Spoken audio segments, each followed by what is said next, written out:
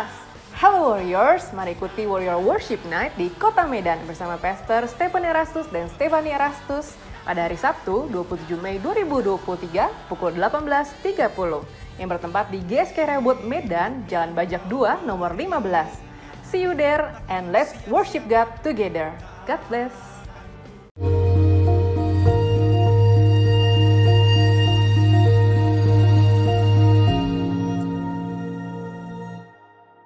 Salam saudara, salam sejahtera, kita kembali mengikuti Abam episode 645. Saudara, dari pria usia 29 tahun sudah menikah. Saya sudah menikah 2 tahun Pak, namun saya sudah jatuh dalam dosa seks dengan wanita lain beberapa kali. Saya sudah menyadari bahwa saya telah berbuat dosa dan saya merasa menyesal dan tidak layak. Hati saya rindu hidup kudus. Apakah saya bisa hidup kudus? Saya ingatkan bahwa kalau kamu sudah berkali-kali jatuh di dosa ini, itu tidak mudah lepas. Kamu bisa merindu, tapi hanya rindu nanti jatuh lagi, jatuh lagi. Yang kamu lakukan sekarang adalah menguatkan tekad. Tekadmu harus kuat banget. Kamu harus kuat banget, punya jam doa tiap hari, doa pribadi, ikut doa bersama saya jam 5, ikuti khotbah saya Truth ID, jangan nonton film yang bisa membangkitkan libido, jangan bergaul dengan orang yang salah. Ingat, kuat, tekad yang kuat. Ya, hindari lingkungan, tontonan yang merangsang gairah libido. Oke, saya kira itu saja. Kamu bisa kudus. Kembali teruskan dengan wanita usia 23 tahun. Salam Pak Pendeta. Sebelumnya saya mau menceritakan tentang pengalaman hidup saya. Dulu saya punya pacar, dia itu sudah sesuai dengan kriteria saya. Yang awalnya sama-sama ibadah, tapi semakin lama semua perlahan-lahan hancur. Singkatnya kami jatuh ke dalam dosa. Kami hubungan seks. Seiring berjalannya waktu saya sadar sudah mulai jauh dari Tuhan, hampir 1,5 tahun, hubungan itu terjalin dan 1 tahunnya hubungan tidak sehat. Terus saya sadar dan akhirnya berani memutuskan dia, karena saya sudah salah ambil jalan selama ini. Nah, untuk saat ini, yang ada dalam diri saya hanya penyesalan Pak. Sekarang dia sudah bersama wanita lain, di saat kami putus masih 2 minggu, dia sudah menjalin hubungan dengan wanita lain. Dan sampai saat ini entah kenapa saya belum bisa sepenuhnya melupakan dia Pak, padahal kami putusnya di Januari kemarin. Untuk saat ini saya hanya dihantui oleh rasa bersalah yang sangat teramat dalam. Tapi saya sudah kembali ke jalannya Tuhan. Ya, mulai mendekatkan diri sama Tuhan dan sudah minta ampun. Tapi rasa bersalah itu selalu menghantui. Apakah Tuhan masih mau menerima dan mengampuni Pak? Sepertinya aku sudah terlalu kotor untuk datang kepada Tuhan. Kamu jangan terintimidasi terlalu kotor, lalu kamu merasa tidak layak menjadi anak Allah. Selama kita mau mengaku dosa kita, minta ampun, Tuhan mengampuni dan melupakan. Kamu tidak boleh melakukan kebodohan yang sama. Pria ini hanya menjadikan kamu mesin seks. Jadi 2 minggu putus, 2 minggu dia cari perempuan lain. Ya. Ini punya jurus pleki namanya. Ya. Jadi kamu jangan ketemu pria seperti ini lagi. Kamu yang putusin dan dia senang. Karena bukan tidak mungkin sebelum kamu putuskan dia memang sudah ada hubungan dengan wanita itu, hanya kamu tidak tahu. Kamu bersyukur putus dengan pria ini karena dia bukan pria yang setia. Sekarang kamu cari Tuhan, kamu akan mendapatkan jodoh yang lebih baik. Usia masih muda, 23 tahun. Ya, lupakan masa lalu. Percayalah bahwa Tuhan bisa merubah hidup kamu dan menyiapkan kehidupan yang lebih baik ke depan. Tuhan memberkati. Dari usia 56 tahun pria, sudah menikah, hamba Tuhan ini. Bapak mengatakan di YouTube bahwa orang yang meminta sesuatu kepada Tuhan Yesus itu minta kepada jin. Mohon penjelasan Pak Erastus Sabtono. Dari mana Bapak tahu bahwa orang minta kepada jin, sedangkan Bapak tidak tahu hati orang itu apa dia minta kepada jin atau kepada Tuhan Yesus. Terima kasih. Mohon dipelajari firman Tuhan di dalam Yohanes 14 ayat 13-14. Bapak mengatakan bahwa orang itu minta jodoh, pekerjaan lain-lain, tapi minta kepada jin dan bukan kepada Tuhan Yesus. Saya kapan ya ngomong ini ya? Saya kira mungkin kamu salah mendengar ya. Saya tidak sembarangan ya mengatakan kalau orang minta jodoh itu berarti minta kepada jin ya. Tentu tidak sembarangan ya. Saya sudah menjadi pengajar selama puluhan tahun. Sudah menjadi dosen, pendeta, gembala. Tentu saja tidak sembarangan ya. Mungkin Anda salah mengerti apa yang saya maksudkan ya. Yohanes 14, 13, 14. Yohanes 14, 13, 14. Saya baca dulu ya, Yohanes 14 ya. Ayat 13, 14. Dan apa juga yang kamu minta dalam namaku, aku akan melakukannya, supaya Bapa dipermuliakan di dalam Anak. Jika kamu minta sesuatu kepadaku dalam namaku, aku akan melakukannya. Ini maksudnya adalah orang percaya ya bisa minta kepada Bapa dalam nama Yesus Kristus, karena Yesus Kristus itu juru syafaat. Ya. Jelas kalau kita minta dalam nama Yesus, kita tidak minta kepada jin. Bapak mengatakan di YouTube bahwa orang yang meminta sesuatu kepada Tuhan Yesus itu, ia minta kepada jin. Oh, mungkin begini ya, mungkin begini. Ini ada pertanyaan saya. Teruskan ya. Pertanyaan. Apakah Bapak Pendeta Erastus tahu dan bertanya kepada orang itu bahwa dia minta kepada jin atau Bapak cuma tebak saja? Sepertinya ada unsur penghakiman ketika saya mengatakan kepada seseorang bahwa yang kamu minta itu bukan kepada Tuhan Yesus tapi kepada jin. Sedangkan saya ini manusia biasa dan bukan Tuhan tahu segalanya. Salam Pak Erastus, mohon maaf Pak, ini cuma masukan aja. Kita sebagai hamba Tuhan harus berhati-hati dalam berbicara, karena apa yang kita sampaikan menurut kita benar, tapi menurut orang lain belum tentu benar. Iya, betul. Kadang saya salah menyampaikan khotbah di mana ada bagian yang sifatnya menghakimi.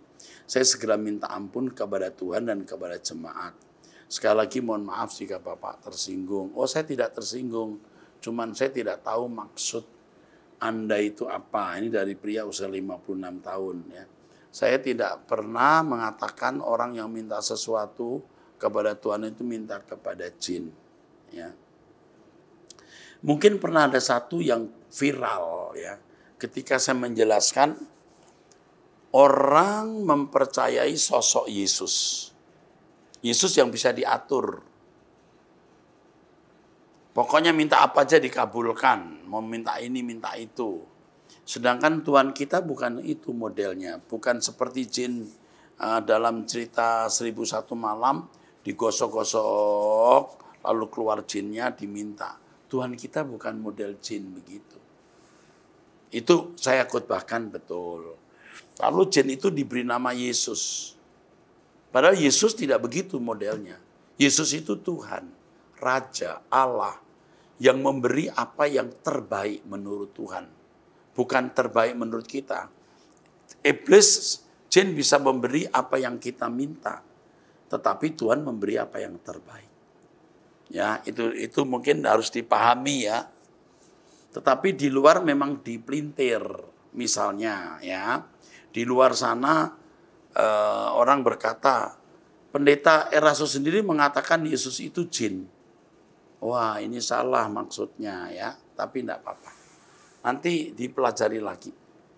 Dari pria usia 42 tahun, Salam Pak Era, saya ingin bertanya pada saat penciptaan langit dan bumi, Kejadian 1:27, dikatakan Allah menciptakan manusia laki-laki dan perempuan dan seterusnya. Tetapi pada Kejadian 2:7 Allah membentuk manusia Dan Kejadian 2 ayat 21 sampai 25 diciptakan seorang perempuan dari tulang rusuk pria. Pertanyaan saya, apakah manusia laki dan perempuan pada Kejadian 1 berbeda dengan Kejadian 2? Sama.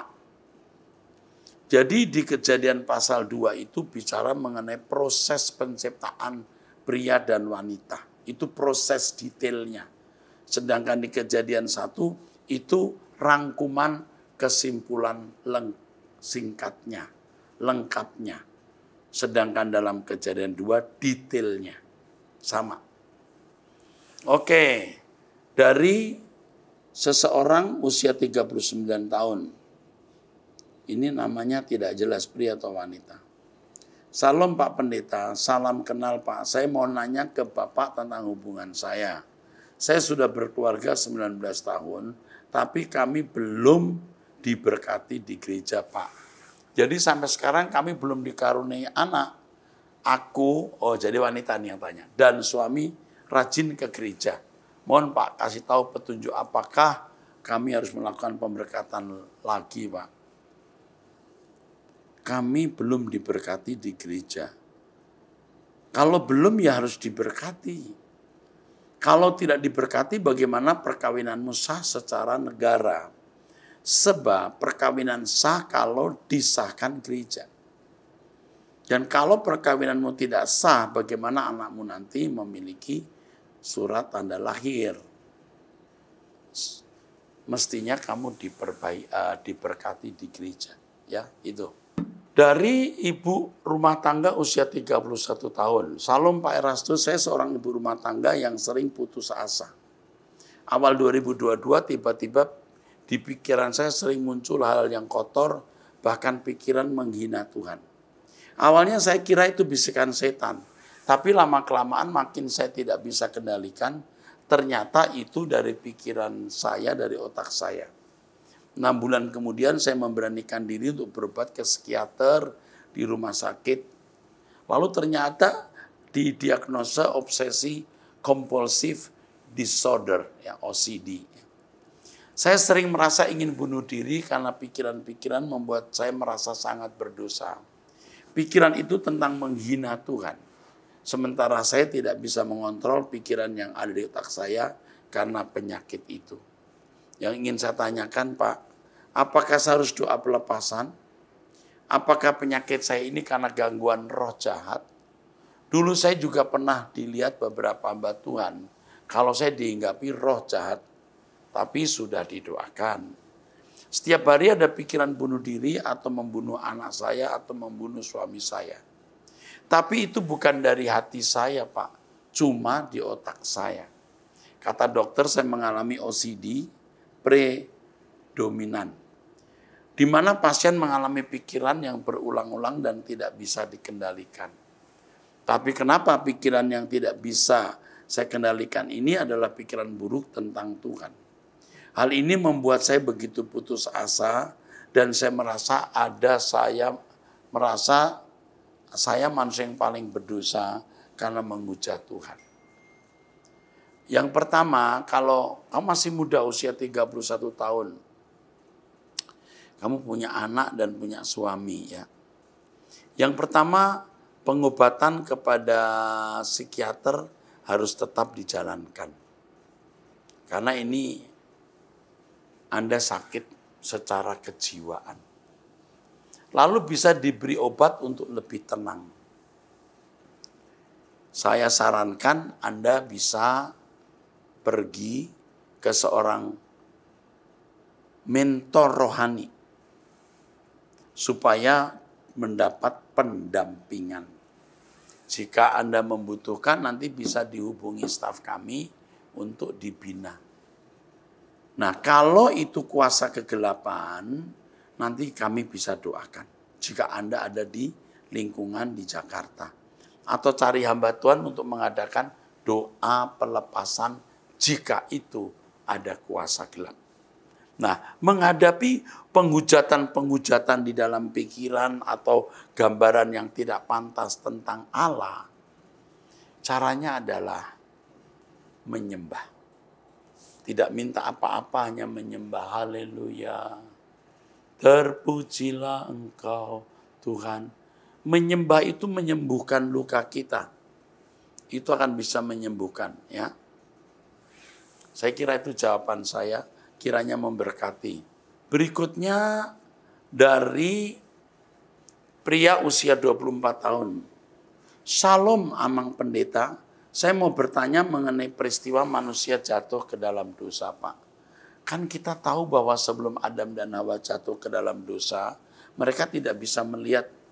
Tetapi ketika mereka sudah melanggar perintah Allah dengan memakan buah pohon pengetahuan yang baik dan jahat, mata mereka terbuka dan mereka tahu bahwa mereka telanjang. Nah, yang saya mau tanyakan, Pak, kan dikatakan begini, perempuan itu melihat bahwa buah pohon itu baik untuk dimakan dan sedap kelihatannya, lagi pula pohon itu menarik hati karena memberi pengertian. Bagaimana mereka bisa tahu buah itu segar dan menarik perhatian padahal mata mereka masih tertutup? Sebenarnya yang dimaksud mata mereka terbuka itu pengertian. Jadi ini gambaran secara kiasan atau figuratif. Adam dan Hawa memiliki mata, melihat. Hawa melihat pohon itu menarik hati. Ya, baik untuk dimakan. Ayat ini menunjukkan bahwa langkah mengambil buah itu dasarnya pertimbangan individu. Jadi tidak bisa disalahkan yang lain. Tuhan sudah berkata jangan makan. Dia memiliki pertimbangan sendiri. Buah pohon itu baik untuk dimakan dan sedap kelihatannya. Ini menyimpang.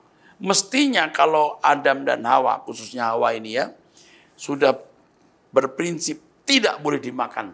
Dia tidak akan memandang buah pohon itu. Ya, itu yang saya beritahu.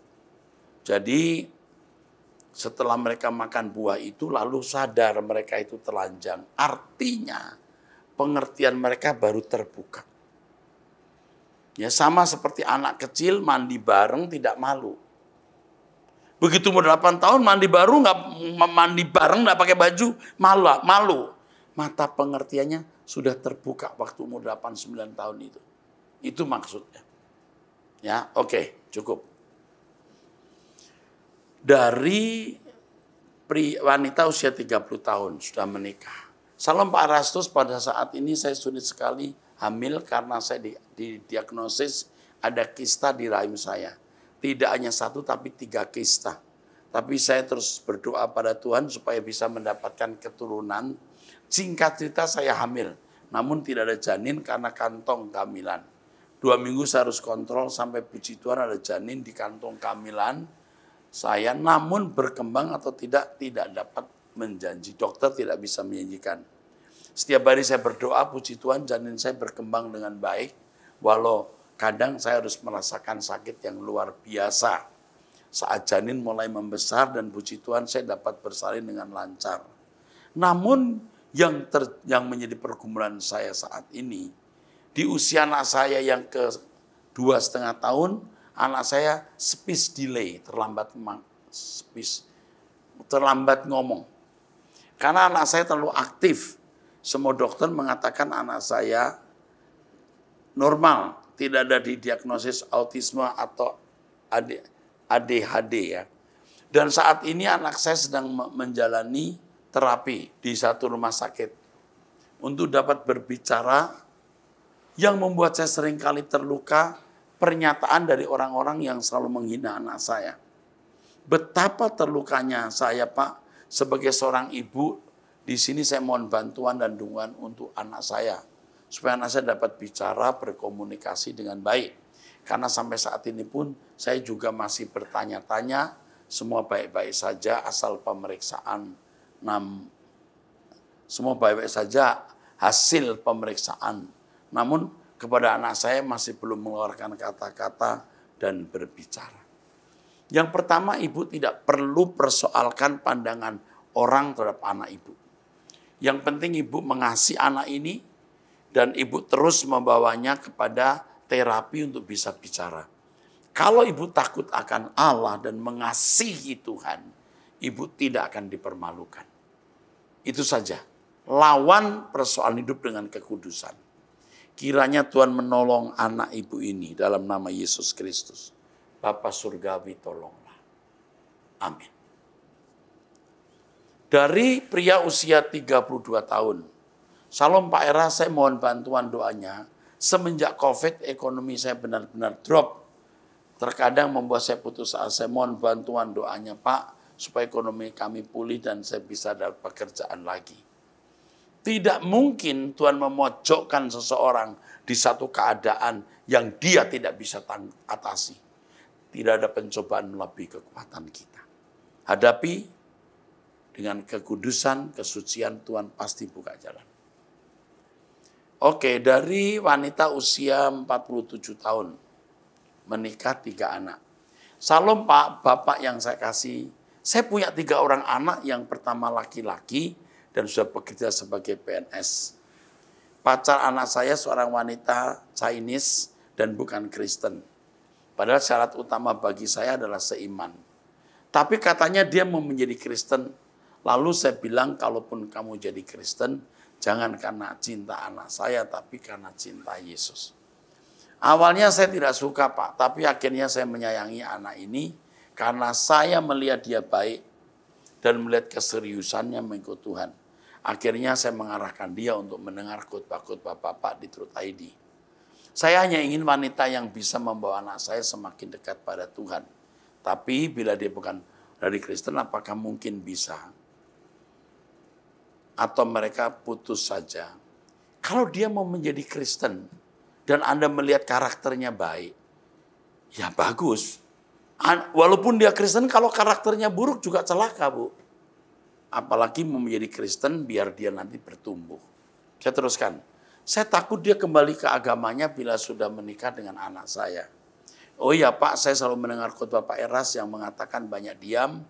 Tapi saya orangnya suka bercanda dan tertawa. Jadinya banyak teman. Kalau saya banyak diam, rasanya saya bukan diri saya. Apakah saya harus memaksakan diri saya untuk menjadi pendiam?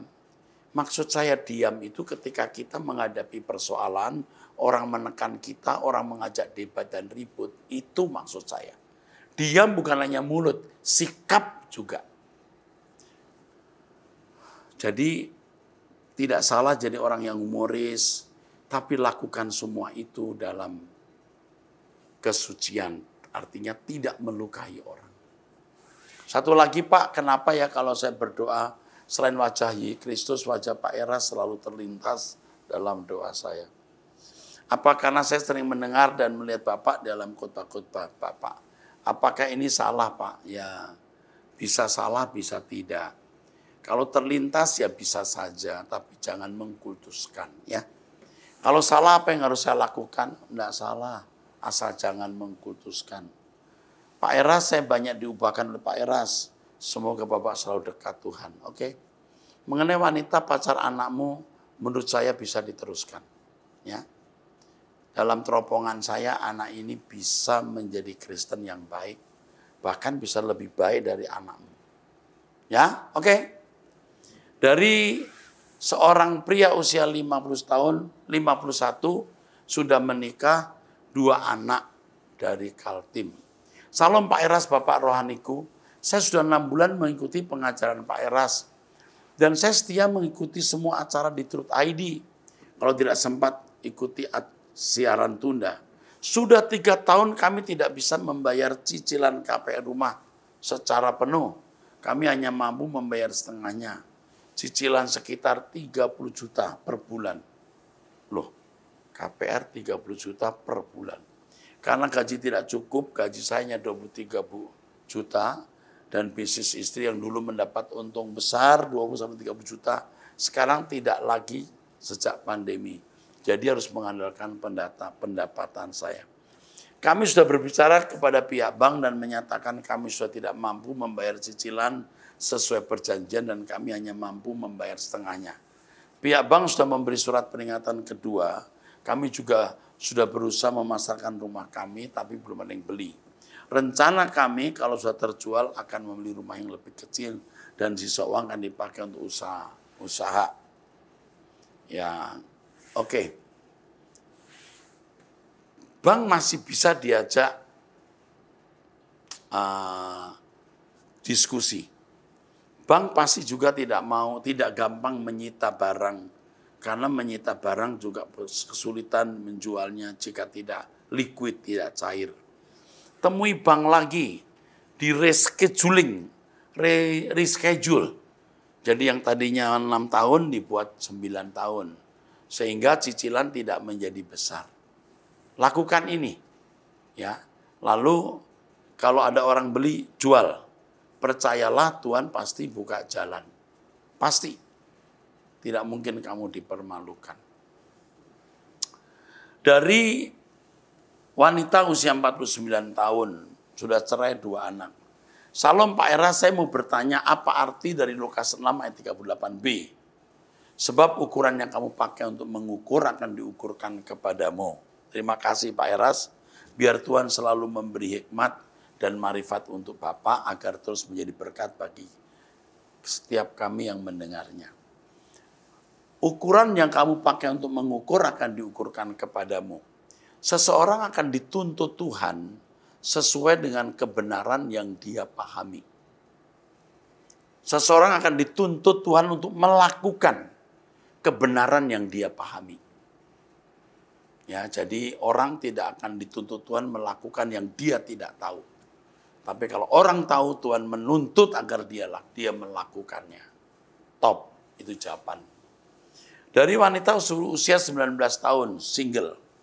Salam Pak Erastus, sudah sekitar 3 tahun lebih saya memiliki gangguan kecemasan, anxiety psikosomatik. Ya. Saya sangat takut dengan kematian, dan herannya yang saya takutkan itu bukan apa yang akan saya alami setelah kematian itu, melainkan sebelum kematian itu. Saya takut dengan sakit penyakit, dan yang selalu saya pikirkan hampir setiap hari hanyalah kematian. Saya benar-benar cemas. Tolong Pak, saya butuh seorang untuk mendengarkan cerita saya, serta membantu saya untuk keluar dari situasi ini. Saya tidak memiliki teman, hanya kesepian dan ketakutan yang saya rasakan setiap hari. Bahkan bernafas pun rasanya capek dan takut. Tolong Pak, jika Bapak ada waktu untuk mendoakan saya. Oh Tuhan, tolong wanita ini. Dalam nama Yesus Bapa Surgawi, tolong wanita ini. Kamu perlu pendampingan. Ya, nanti ada konselor yang menghubungi kamu, yang akan mendampingi kamu. Mestinya jadi Kristen itu tidak takut mati, tapi senang mati. Tapi baiklah, nanti ada yang mendampingi kamu ya. Oh, masih 19 tahun. Jadi pasti nanti didampingi oleh orang yang seusia lebih sedikit dari kamu. Sampai jumpa, Tuhan memberkati.